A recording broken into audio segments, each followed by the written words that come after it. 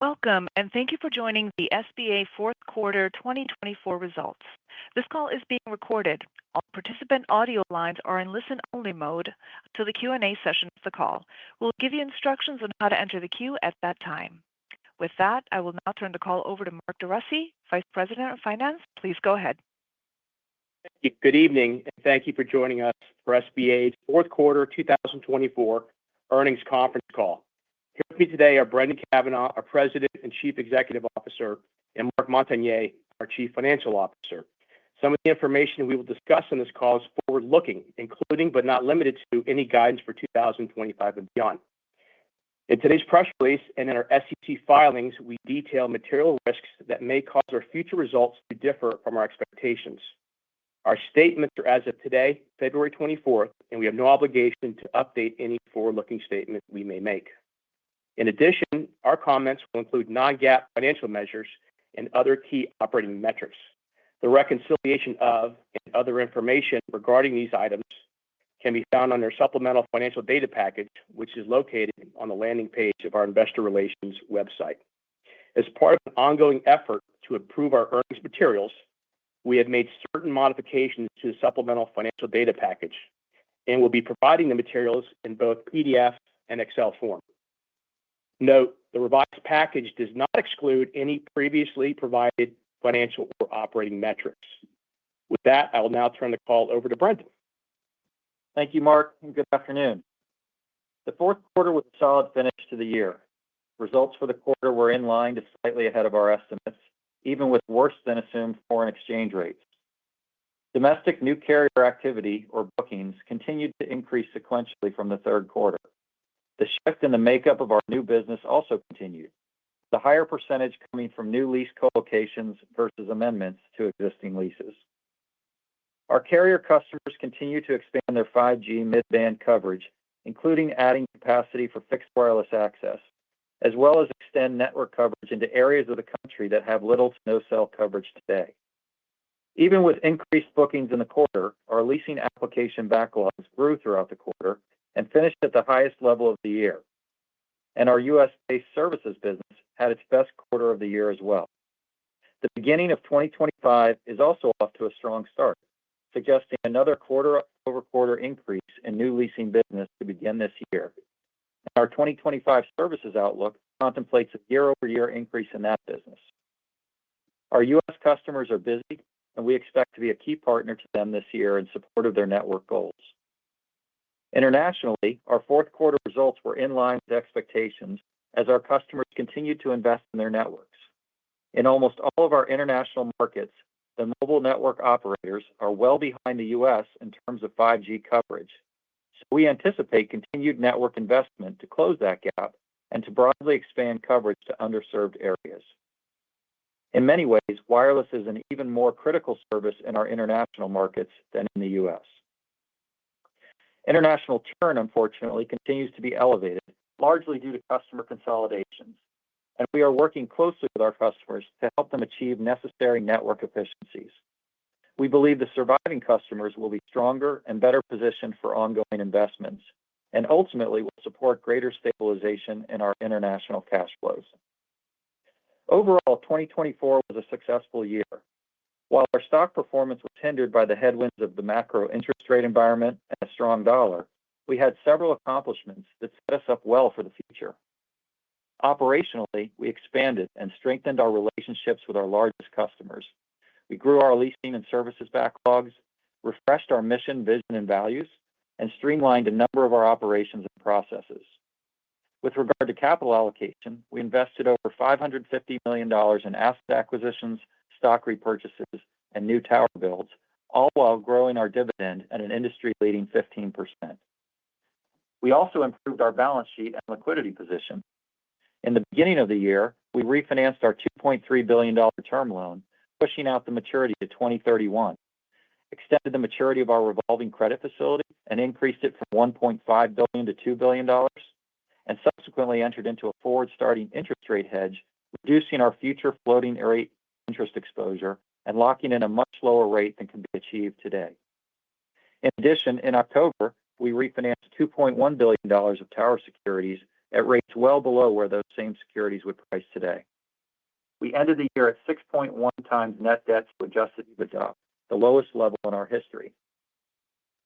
In February of last year, I laid out my strategic priorities, focusing mostly on ways to enhance the portfolio with the goals to stabilize results, grow the core business, and improve the overall quality of our assets, be it through inorganic growth or new agreements with our customers.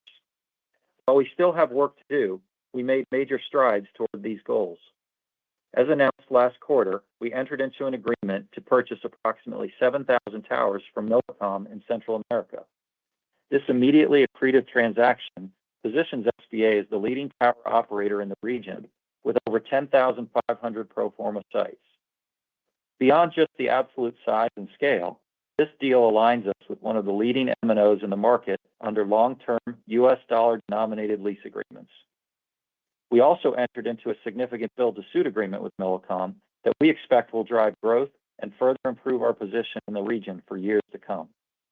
In fact, our 2025 outlook incorporates a planned level of up to 800 new tower builds this year, the largest number for SBA in over 20 years, with the majority of those in Central America. Needless to say, we're excited about this transaction and its contributions to our future growth and stability. Alternatively, when we are in a subscale position and don't see a path to scale or other potential limitations on a market's future performance, we'll look to exit those markets. Like we did in Argentina back in the fourth quarter of 2023, we officially exited the Philippines in January. And today, we've also announced we are under agreement to sell our operations in Colombia. The Colombia market represents less than 200 sites, and the impact to the financials are immaterial. It is not our desire to exit markets. In fact, it is much more our preference to find ways to scale, aligning with leading carriers and driving returns. We will continue to look for ways to do just that across our remaining markets. Each of the steps taken over the past year will help our teams be better focused and better positioned to maximize new business opportunities. Looking at 2025 and beyond, the key growth drivers remain intact. Mobile network consumption continues to grow, and limited new spectrum availability means more equipment at the cell site. Fixed wireless access, the incorporation of next-gen AI applications and handsets, regulatory build-out requirements, and remaining 5G coverage expansion are expected to contribute to ongoing network investments. The strength of our balance sheet and the significant free cash flow that we generate every year will allow us to continue investing in high-quality new assets, as well as shareholder remuneration through industry-leading dividend growth and share repurchases. We are optimistic about our future opportunities. Before turning it over to Mark, I'd like to thank our team members. The company's ability to achieve our vision to be our customers' first-choice provider and the industry leader in quality infrastructure solutions is only possible because of the incredibly hardworking team members we have here at SBA. I'd also like to thank our customers for their trust in us, and we look forward to collaborating with them to achieve their network goals. With that, I'll now turn things over to Mark, who will provide additional details. Thank you, Brendan. Fourth quarter domestic organic revenue growth over the fourth quarter of last year was 5.1% on a gross basis and 2.2% on a net basis, including 2.9% of churn. In a quarter, we added approximately $8.5 million in new leases and amendments billings. With respect to the 2.9% of churn, 1.6% was related to Sprint consolidation, or approximately $7 million. Year-over-year, international organic recurring cash leasing revenue growth for the fourth quarter, which is calculated on a constant currency basis, was 1.7% net, including 6% of churn, or 7.7% on a gross basis. In Brazil, our largest international market, gross organic growth was 8.7% on a constant currency basis. Total international churn remained elevated in the fourth quarter, due mostly to previously announced carrier consolidation. During the fourth quarter, consolidated cash site leasing revenue and adjusted EBITDA denominated in U.S. dollars was 78% and 81% respectively. The majority of non-U.S. dollar denominated revenue was from Brazil, with Brazil representing 15.6% of consolidated cash site leasing revenues during the quarter. Today's earnings press release includes our initial 2025 outlook. Domestically, outlook reflects both the lower level of carrier bookings we experienced in 2024 and our expectation for increased activity throughout 2025. We're guiding to a range of $35 to $39 million for new leases and amendments. The outlook also assumes a range of $50 to $52 million related to Sprint churn and $20 to $22 million of regular churn. Our previously provided estimate of aggregate Sprint-related churn over the next several years remains largely unchanged, with an estimate of approximately $50 million in 2026 and approximately $20 million thereafter. For our international segment, our outlook reflects steady network investment, guiding to a range of $16 to $18 million for new leases and amendments. The outlook also assumes a range of $27 to $31 million related to churn. Churn continues to be elevated as we work through carrier consolidations, some carrier bankruptcies or restructurings, and wireless operators' network rationalizations. We are working with our carrier customers to minimize churn over the long term. Additionally, FX continues to be a headwind, and we're guiding to a negative $25 million year-over-year impact from FX on site leasing revenue. Turning to services, we're guiding to a range of $160 to $180 million revenue, reflecting the increased carrier activity we are seeing at our sites today. We saw a meaningful increase in activity in the second half of 2024, and we expect to see similar levels throughout 2025. Outlook assumes an anticipated closing date of September 1st for the previously announced Millicom transaction, contributing approximately $42 million to cash site leasing revenue and $29 million of tower cash flow to our 2025 outlook. The ultimate closing date is dependent upon regulatory approval and other requirements and may differ from this date. Please also note that the outlook does not assume any further acquisition beyond those which, as of today, are under contract and expected to close by year-end. We also do not assume any share repurchase in the outlook. However, it is possible we invest in additional assets or share repurchase or both during the year. I will now turn the call over to Mark, who will provide additional details. Thanks, Mark. As we previously announced on our third quarter call in October of last year, the company issued through an existing trust 2 tranches of tower revenue securities for a total of $2.07 billion, which included a tranche of $620 million issued at 4.654%, with an anticipated repayment date of October 2027 and a final maturity date of October 2054. We also issued a tranche of $1.45 billion issued at 4.831% with an anticipated repayment date of October 2029 and a final maturity date of October 2054. Our next maturity is a $750 million ABS note due January 2026. Our current leverage is 6.1 times net debt to adjusted EBITDA, and fourth quarter net cash interest coverage ratio of adjusted EBITDA to net cash interest expense was very strong at 5.5 times. Our weighted average maturity is approximately 3.4 years, with an average interest rate of 3.2% across our total outstanding debt. As of today, our $2 billion revolver remains fully undrawn. During the fourth quarter, we declared and paid a cash dividend of $105.4 million, or 98 cents per share.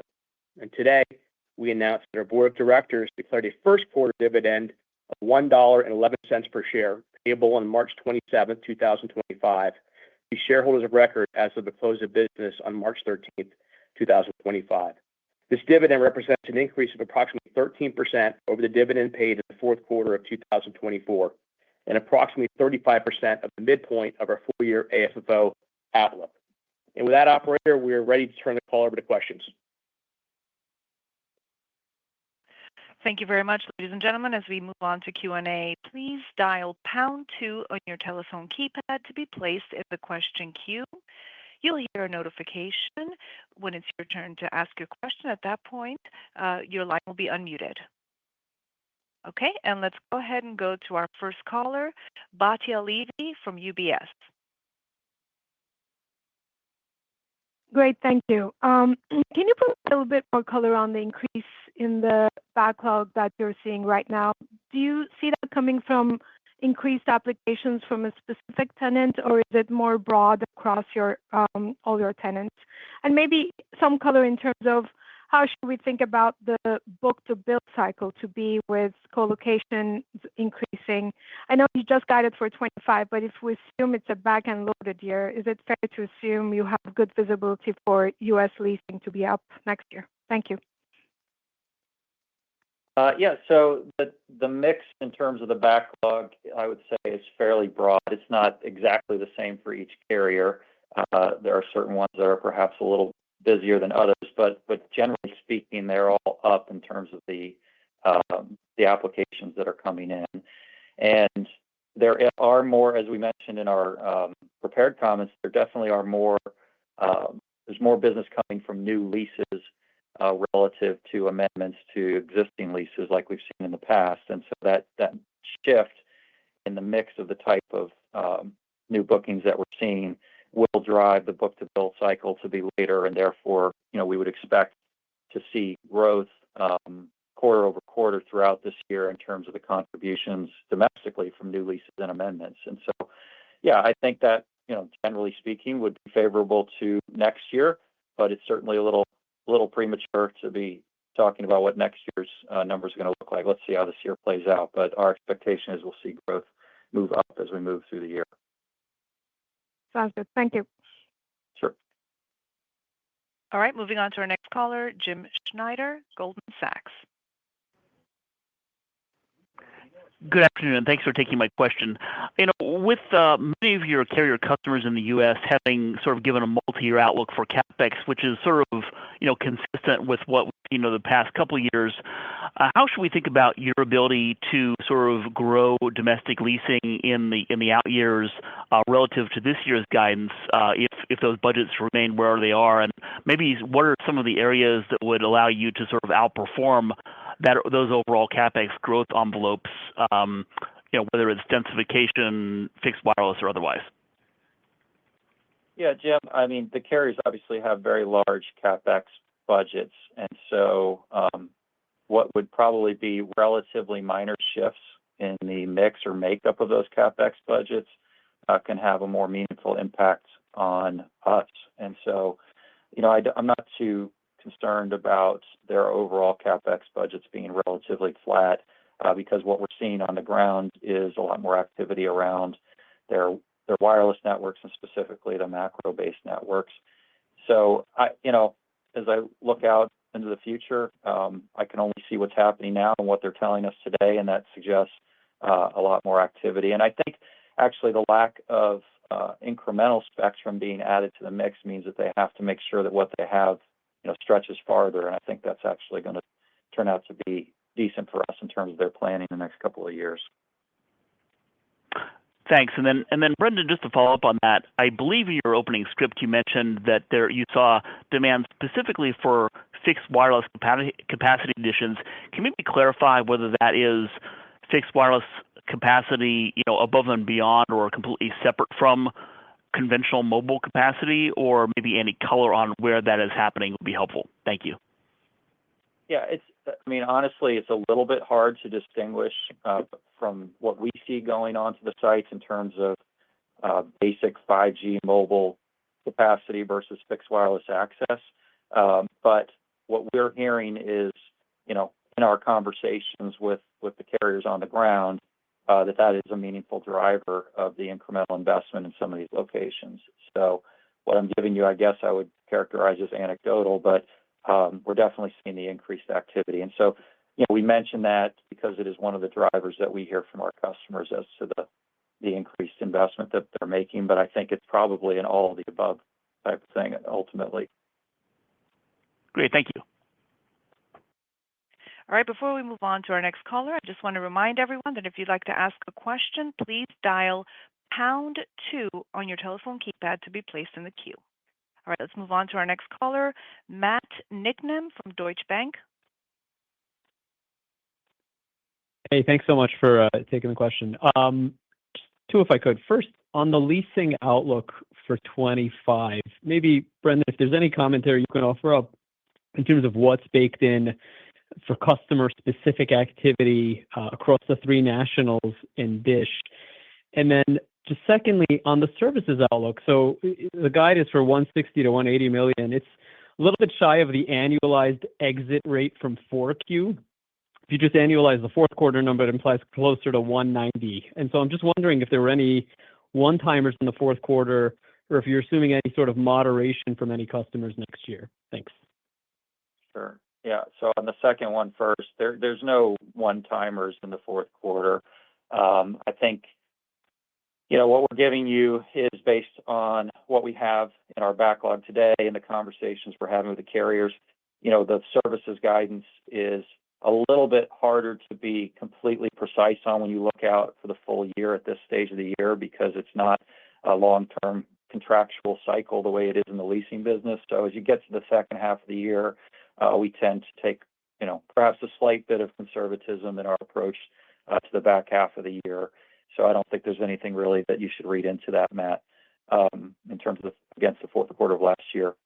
On the leasing outlook, we prefer to stay away from too much detail on a customer-specific basis. As I mentioned in the answer to a previous question, we're seeing each of the big three carriers increase their activity levels, and so they're all contributing to that. We do have contributions from certain carriers that have regulatory obligations for coverage and downlink speeds that are driving, a big percentage of the activity that we're seeing. So in one particular case, that's a main driver, but really they're all busier. So I would say among the big three, that's the case. And as it relates to Dish, we're not seeing nearly as much as we have in the past. So that's a much lesser contribution. Thank you. Sure. Okay, moving on to Richard Choe, JP Morgan. Hi. Just wanted to follow up on the mix of business. I assume it's still kind of heavier amendment versus colo, but by the end of the year, do you see that being more even or actually even more colo?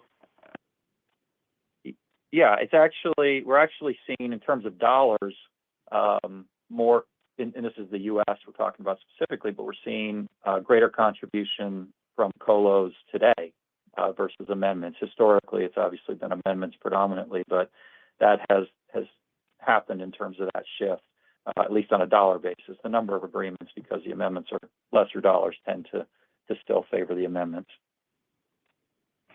And then you have Sprint churn this year and some next year. Is there any kind of positioning in terms of maybe wanting to get that all into this year at some point, or is it still just kind of, waiting for it to roll off? Yeah, Richard, at this stage, most of this year's Sprint churn is stuff that's frankly already happened or just about to happen in some cases. And this is the financial impact of it is what's in our numbers for this year. And when you look at next year, which is the last big year, most of the impact of that will be driven by leases that expire right towards the end of this year or the beginning of next year. And so there's really not that much time to try and pull something in. And in order to do that, you would expect, I think, that T-Mobile would expect some sort of balance in that there's something in that for them if they're going to pay it off early. So, the quick answer is I don't think that's likely to occur in terms of accelerating it. But at this stage, we're down to the final years of the material impact. So I think everybody knows what it is at this stage. Great, thank you. Sure. Okay, moving on to Michael Rollins from Citigroup. Thanks, and good afternoon. Two questions. First one, if I could follow up on the last one. As the merger churn is picking up in the U.S., is there a corresponding increase in fees for carriers leaving the equipment behind? And is that something that could be a significant contributor, whether it's this year or over the next few years as you kind of wrap up some of this merger churn? And then secondly, Just maybe taking a step back on capital allocation, if you can give us an update on how you're thinking about your target debt leverage and the priorities for capital. Thanks. Sure. On the Sprint piece,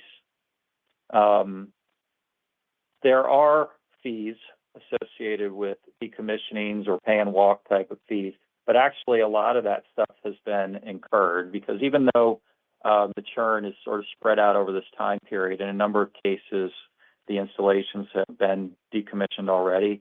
In fact, actually, if you look at the other bucket, if you look at our bridge of revenue and you look at the other bucket domestically, you'll see that it's actually down a bit, and that is one of the contributors is that we've had a decent amount of that kind of contributing to our numbers in the previous years, and so it's a little bit less now. There's still going to be more of that because there certainly are sites where they're still continuing to decommission the equipment at those sites, and we typically do that work, but I don't expect it to be something that would be all that meaningful to the results that we report. And then on the target debt level going forward, you know what our historical target range has been, and we've been well below that target range for quite a while now. And I think, at this stage, I don't see any reason that we will likely shift from the level that we're at, sort of between 6 and 6.5 turns of net debt to EBITDA leverage. And I say that not because it's our desire to necessarily keep it at that level. It's really about the opportunities for the investment of capital. And I think if we see meaningful investment opportunities of size and we needed to lever up a little bit to accomplish those investments, then we would be comfortable doing that. But as I sit here today and knowing that we can fully handle the Millicom deal that we're closing on later this year, I think it's a reasonable expectation that would probably be somewhere below 6.5 times as we get to the end of the year. And that's what's implied in our current numbers that we've guided to. Thanks. Sure. All right. Our next caller, Ric Prentice from Raymond James. Thanks, everybody. How are you doing? Hey, good, Rick. How are you? Good, thanks. Hey, I want to follow up on Michael's question a little bit further. Where do you think leverage needs to be investment grade? You guys don't have a lot of final purchase options. Could you be investment grade kind of in the 6.5%, 6.5 times range? Yeah, well, based on where the agencies have indicated to us, and it's actually out there publicly as the break points, I do believe that we could be investment grade, certainly with at least one of the agencies, and I think with both at the level that we're at today. It's really more of a commitment as to our intention to stay there or to go lower. And we're frankly not yet ready to make that commitment. But at some point, that will be the natural course for things, and it'll happen. I just think it's a little premature to do that today. And frankly, I'm not sure that we get much benefit from doing it right now, particularly on a cost of debt basis. It would be very small to give up the flexibility that I think is more valuable right now. Right. And of course, sometimes they let you flex up as long as you commit to bring it back down. Sure. Sure. The Millicom transaction, remind us how much terms of leverage that should be putting on as we look at closing the deal in September and what it means kind of leverage next year. Yeah, I mean, it by itself, it puts on about 0.2 turns of leverage, so very, very small. And obviously, depending on what we're doing in other places, that may or may not even show up as we get to the end of the year. So, when you're producing $1.3 billion or $1.4 billion of AFFO, we can absorb actually a lot and not really move our leverage. One more kind of strategic question, and then one kind of out there question. But when you think about AI, you touched on it in your opening remarks. When and how will AI affect towers? We've seen it obviously affecting data centers, but will AI benefit towers, and how so and when? Well, if I could answer that as explicitly as I'd like to, that would be good. It's hard to say for sure, Rick, is honest answer. We do believe that there certainly will be a positive impact, as we mentioned in the prepared comments, as you see, these generative AI functionality embedded into the handsets. And that's really because it's a driver of incremental usage and incremental network capacity that we expect will actually be taken up as a result of those solutions. So it's not that different from other things that have been introduced in the past that have driven greater use of the network. So that broadly is very good for us.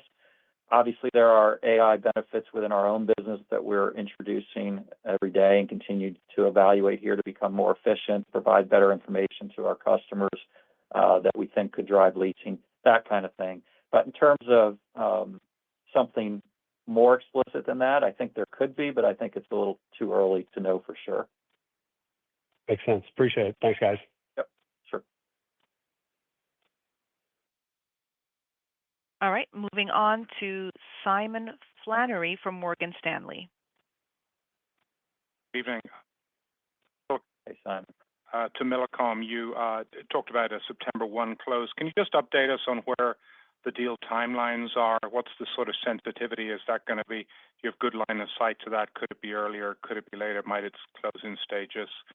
And then, Mark, you talked about the Sprint churn. Could you just give us a little bit of update on the international churn, 26 and beyond, what you're seeing remaining from Oi and some of the other consolidation? Thanks. Yeah, so on the Millicom closing date, we gave you what we consider our best guess at September 1st. There's a lot of different factors that are potentially going to contribute to the timing of that. It definitely could be a different time than that. I mean, honestly, it's our desire, and frankly, it's Millicom's desire to close earlier, or at least close parts of it earlier. And if we can do that, we will do that because it's additive, and we both like to get going here. But there are certain regulatory hurdles that need to be cleared, and other diligence items, and certain other things that need to get addressed. So, we pegged it at September 1st for purposes of issuing the outlook, and obviously, if it closes earlier or parts of it close earlier, we'll update our outlook as we move through the year if that happens. I don't expect that it would close later. It's certainly possible, but I think that's unlikely. And then the international churn, there's a mix of things going on there. I mean, unfortunately, most of the churn that's in our outlook internationally is in Brazil. And I would say, unfortunately, it's a little bit higher than we probably would have thought before. It's largely built around the Oi consolidation, but it's not necessarily just the direct consolidation. It's also all the steps that the carriers are taking, going through that process, the surviving carriers are taking to rationalize their networks and deal with other focus areas. And so, they're, as you would imagine, trying to be as efficient as they can. And we're trying to help them through that in a way that is balanced for us too. But it is pulling forward, I would say, some churn that we probably thought would have been spread out over a little bit longer period of time. And then beyond that, it's a lot of different cats and dogs in different markets. The next biggest thing outside of Brazil, honestly, is a few $1 million of churn in Panama associated with the Claro Liberty consolidation. So we have those things that are still going on. But as I think that, runs down, we'll see that improve. And actually, it'll be good for these markets as it will stabilize the markets. Great. Thank you. Our next caller is Nick Del Deo from MoffettNathanson. Hey, evening, guys. With respect to services, you've got one customer that's historically been much larger than the others. I guess, are you seeing any diversification of services work in 25 versus 24, or would you say it's broadly similar? I would say we're seeing increases across the board, but that one big customer is increasing quite a bit as well. So I'm not sure that the mix is going to change all that much. We're still pretty heavily concentrated. And a lot of that just is based on agreements that exist with some of the other carriers, with turfing vendors and things like that. And we continue to work with them because I believe, in my opinion, that they would all agree that when we do the work for them, we do it as well as anybody in the industry. And so we're seeing more and more of a preference to use us, particularly on our own sites. There's a lot of advantages for the carriers, but it has to be profitable work for us too, and so that balance, makes it a little bit more challenging. But it is one of our internal goals, Nick, that you're touching on, to diversify our revenue base in that business, because I think it's important to do, and I think it's something we can accomplish. Okay, that's good to hear. Second, unrelated topic, Brendan, you had mentioned a step up in the rate of new builds in 25. Can you share anything about the kind of initial development yields that you're expecting with those builds? And should we think of the change in the cadence as basically being attributable to Millicom as opposed to other factors? Yeah, I mean, the Millicom deal is definitely a big driver of that. It's by far the biggest driver of that. I mean, I mentioned in the script that we had approximately 800 new builds we expect to do this year. That's what's implied in our outlook and in the discretionary CapEx. Most of that, say ballpark, close to 500, it would be Central America as part of the Millicom deal. So that's definitely the biggest driver. But there are other markets as well. Tanzania is another market where we're building a lot of sites.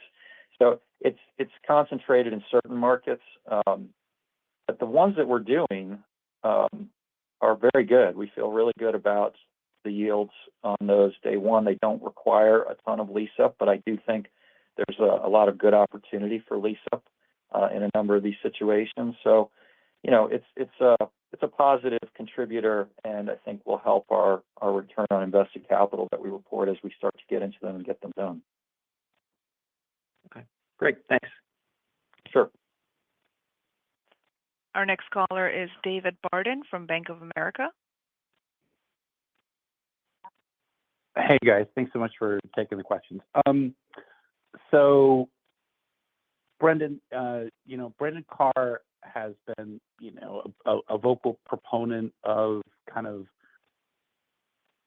changing the BEAD program to incorporate a little bit more flexible technological approaches to achieving some of these broadband goals, and fixed wireless access has been one of them. This has been a question we've been dealing with on the other side of the equation, which is, how does it affect the wireline providers? I'm interested to hear your perspective on, to the extent that anyone has been phoning in asking SBA, can you help me figure out a way to address fixed wireless access as a BEAD solution? That'd be one question. And then the second question is another big question that's kind of arisen subsequent to Dish kind of refinancing itself and getting $5 billion in capital. The question was, what were they going to do with that money? Were they going to use it to invest in handsets and marketing? Were they going to try to get to their build-out requirements? And obviously, that build-out requirement extension that they just got from the Rosenworcel FCC is under threat. And I'm interested to know if there's some change in the conversation around, how Dish might factor into your thinking in tower demand for the next couple of years. Thank you. Yeah. Okay. Well, there's a lot there, David. On the Sorry. no, that's all right. On the BEAD program, I guess the short answer is no. We've not really heard much from folks who are looking to us to try and help them with fixed wireless access as a BEAD solution per se.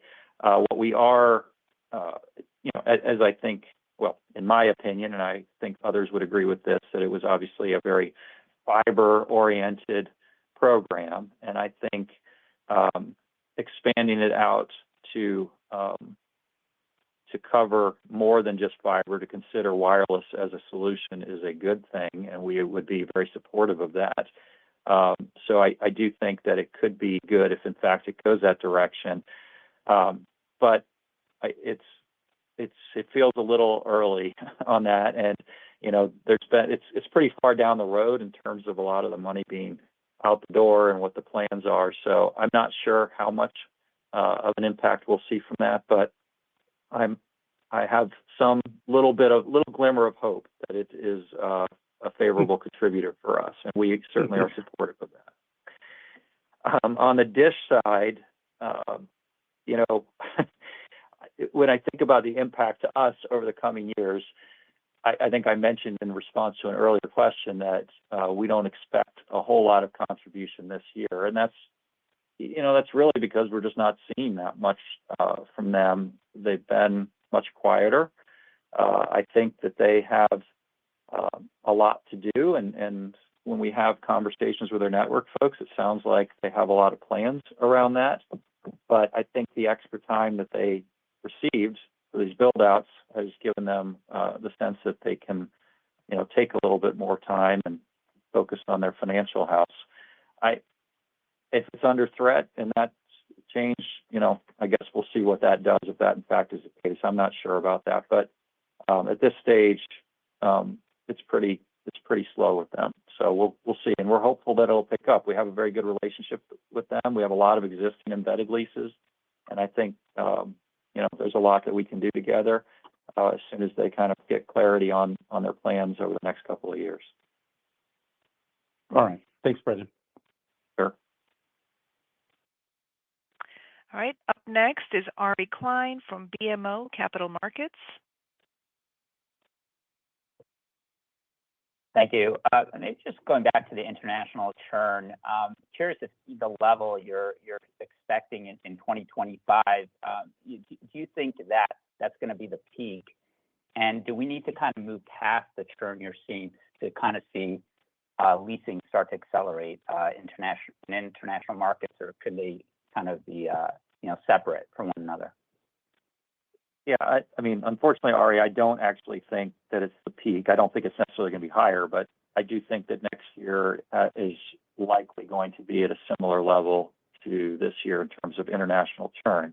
But its impact in terms of organic growth overall, obviously it weighs on it, but there is different markets have different dynamics right now going on. I mean, we've got a lot happening in Central America and in Africa, in Tanzania specifically, and I think we will see not only a lot of new build activity like we're working on, but we will actually see reasonably good lease up in those markets.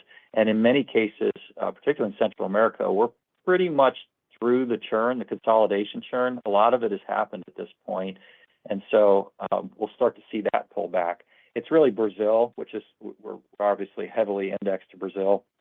So as Brazil goes, that kind of is a deciding factor for a lot of these things. And I think Brazil probably has another year beyond this year, at least, where things will be a little bit challenging on that front.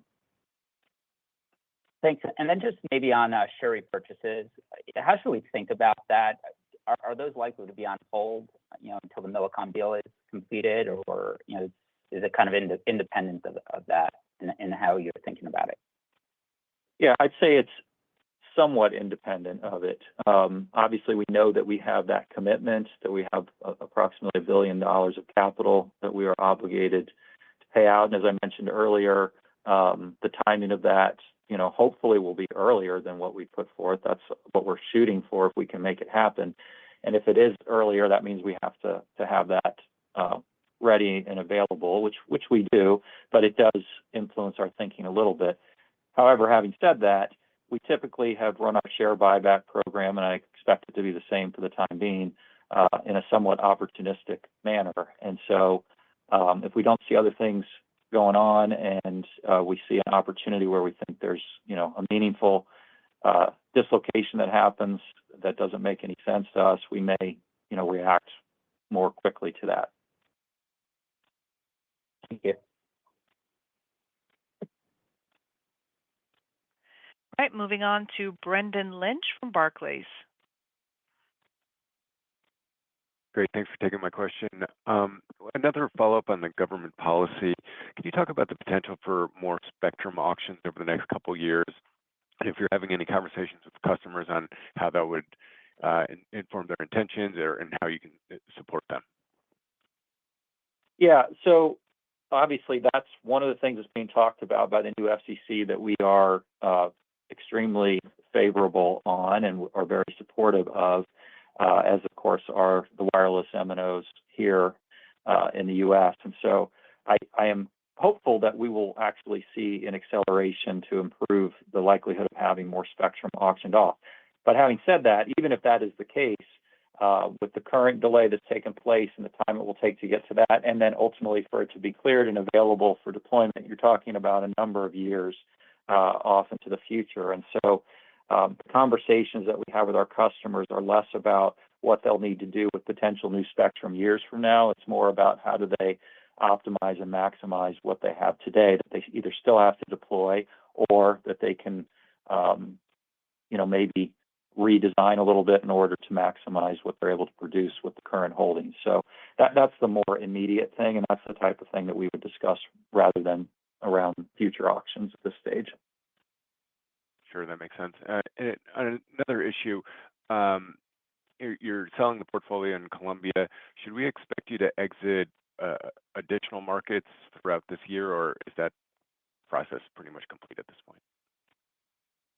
No, I mean, it's not our intention to necessarily exit additional markets. In fact, as I mentioned, I think in my comments, we much prefer to not do that and to find ways towards improved scale and better positioning with the leading carriers in those markets. So that's what we're focused on. But having said that, in some cases, like we did in Colombia and like we did in the Philippines, if we come to the conclusion that we don't see a reasonable, viable path to getting there anytime soon, then for purposes of being focused with our operations and where we are spending our time and energy, we would consider it. But it's not currently something that we have in the hopper. Great. Thank you for the color. Sure. All right, that was our last caller in the queue. One final reminder for last questions. Dialing #2 will place you in the question queue.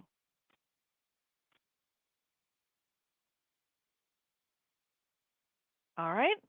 Looks like there are no further questions at this time. That concludes the SBA fourth quarter 2024 results conference. You may now disconnect.